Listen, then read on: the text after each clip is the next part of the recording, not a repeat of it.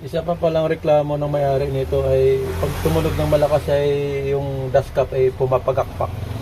So, didikit na lang muna natin yan.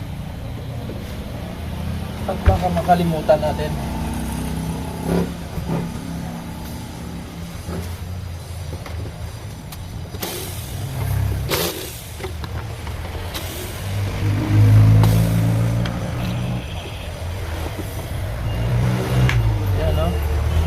Ay, wala na. Bumitaw na talaga pala.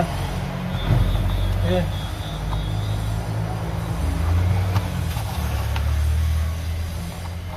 Kaya pala pag tumunog siya may distortion niya, parang pumapalakpak siya. Okay? Linisin muna natin to.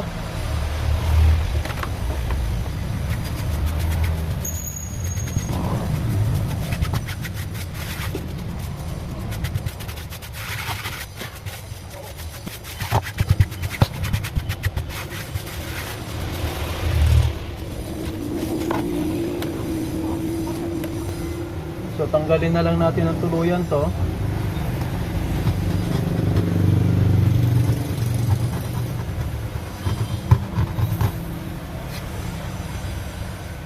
Siguro mas maganda palitan, pero parang pwede pa.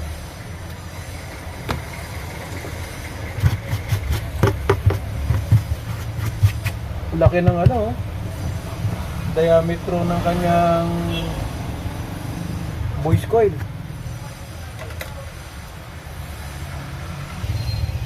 Hanginan muna natin.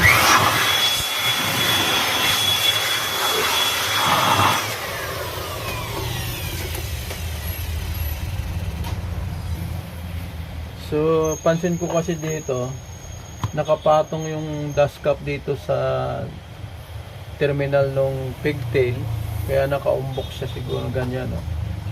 So, palitan na lang natin ng panibago para medyo umangat siya rito sa dati niya. Kasi ito lusot oh. So, yung naggawa ay maliit yung nilagay.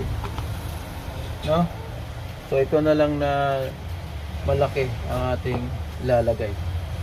O mas gwapo sa tingnan. Okay.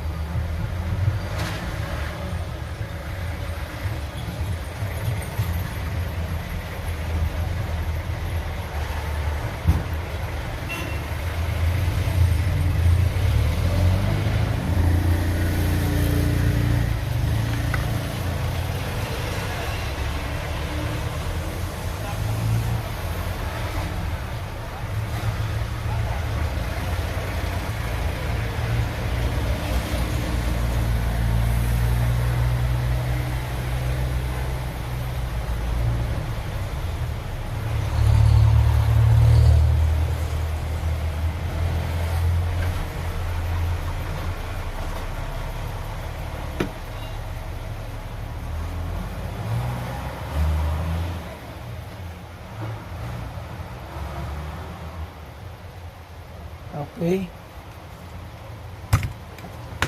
Di ba mas malinis yung tingnan kapag ganyang malaki yung kanyang dust cap. Tapos ipitin lang natin yan, tapos antayin nating matuyo yung ating glue o rugby. Siguro mga 10 to 30 minutes. Pwede na yan. Okay, almost dry na yung ating rugby. Testing natin kung meron pa rin ba siyang lagapak.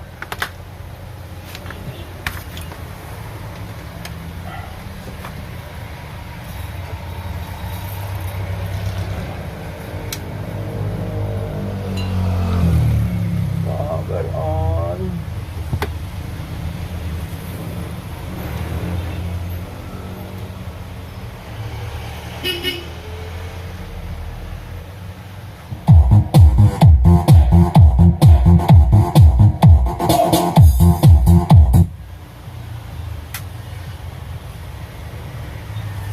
nakaprotect tayo.